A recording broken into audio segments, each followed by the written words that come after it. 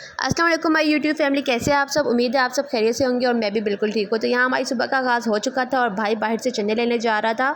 तो मैं हंस रही थी, उसका एक शू और था दूसरा और था, क्योंकि यहाँ पे सब आए हुए हैं तो बस उसको अपने शूज़ ही नहीं मिले थे। तो वो कह रहा था कोई बात नहीं, जिसने भी देखना एक साइड से देखना, किसी ने मुझे आगे खड़े होकर दोनों साइडों से थोड़ी देख लेना है। खैर यहाँ पे हम लोग फिर नाश्ता करने लगे थे। ये हलवा जो है वो मेरी अम्मी ने बनाया था, चने हमने बाहर से लिए थे और साथ में जो है गर्मा गर्म पूरियाँ बनती जा रही थी और सब खाते जा रहे थे। इतना मज़ा आ रहा था, पता ही नहीं चल रहा था कौन कितनी खाए जा रहा है, बस वो आती जा रही थी और हम खाते जा रहे थे। इतनी कोई मज़े की पूरियाँ बनी, इतनी कोई सॉफ्ट पूरियाँ।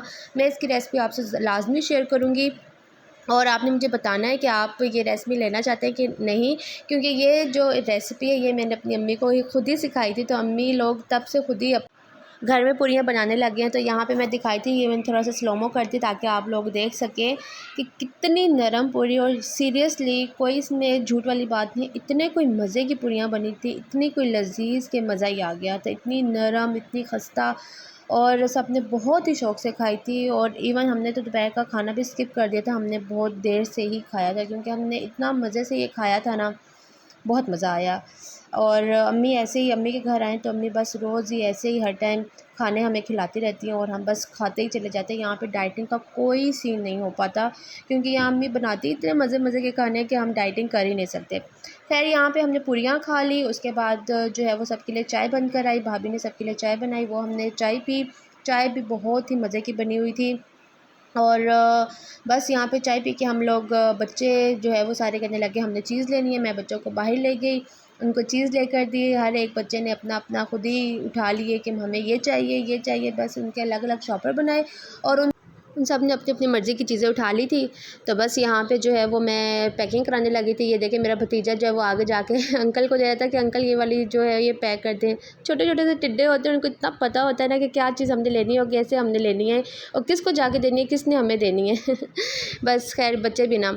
अच्छा जी, यहाँ पे जो है वो अम्मी सुबह सुबह ही उठ जाती है। गैस का आप सबको पता है कितना इशू होता है, 9 बजे, अब तो पौने 9 बजे गैस चली जाती है। तो फिर अम्मी जो है वो सुबह 6 बजे उठकर खाना बनाना शुरू कर देती है और 8 बजे तक हांडी हमारी कंप्लीट होती है। तो इतनी जल्दी सुबह उठकर मैं तो नहीं शूट कर सकती थी, तो इसलिए मैंने जो है वो बाद में जब अम्मी पकौड़े तलने लगी तो फिर मैंने सोचा मैं अब जो है वो थोड़ा सा शूट कर लेती हूँ। और यहाँ पे जो है मेरी शूटिंग भी रह रही है, मैं कोई रेसिपीज़ ही नहीं बना के आपके सामने लेकर आ सक रही। तो मेरे पास एक पहले से ही रेसिपी पड़ी थी, मैंने सोचा था कि आपके साथ वही शेयर कर दूँगी। तो वो मैं पहले ही अपने घर बना चुकी थी। तो यहाँ पे जो है वो गर्मा गर्म पकौड़े अम्मी जो है वो कढ़ी में डालती जा रही हूँ। इतने कोई मज़े की कढ़ी थी ना, हालांकि सुबह इतना अच्छा हैवी नाश्ता किया हुआ था लेकिन फिर भी कढ़ी को देखे बगैर रहा ही नहीं गया। और हमने शाम में दोबारा से खाना खाया और बहुत ही मज़ा आया, बहुत ही मज़े की कढ़ी थी। और बस फिर उसके बाद मैं आप लोगों से अपनी कुछ रेसिपी शेयर करने लगी हूँ और वो है कबाबिश मसाले की रेसिपी।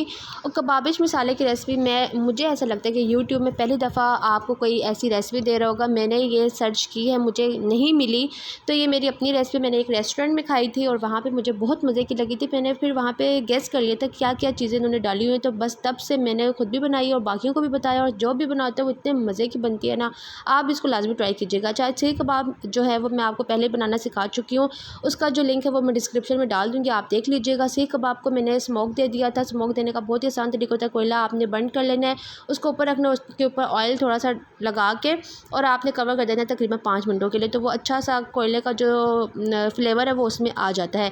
अच्छा जी, यहाँ पे अब आपने जब कबाबिश मसाला बनाना है तो कबाबिश मसाले के लिए आपने सबसे पहले प्याज लेना है और प्याज़ों को आपने बिल्कुल भी ब्राउन नहीं करना, जस्ट आपने सोटे करना है। और सोटे करने के बाद आपने जो टमाटर होते हैं उसके पेस्ट बना के डालना। पेस्ट जैसे ही वो आपको लगे कि उसके अंदर आपने डाल दिया और वो थोड़ा थोड़ा गाढ़ा होना शुरू हो गया है, उसमें थोड़ा सा पानी भी ऐड कीजिएगा और उसमें नमक, सुरख मिर्च, हल्दी, सूखा धनिया डालना है। अब आपने यहाँ पे लहसुन अदरक नहीं डालना क्योंकि आप पहले से ही कबाबों में आप डाल चुके हैं, तो आपने उसमें नहीं डालना है। अच्छा, आप यहाँ पे देख रहे हैं जो कबाब मैंने बनाए हुए थे उस कबाबों में मैंने उनको कट लगा दिए, कटिंग करके छोटे छोटे पीसेस कर दिए और उसी मसाले के अंदर मैंने डाल दिए।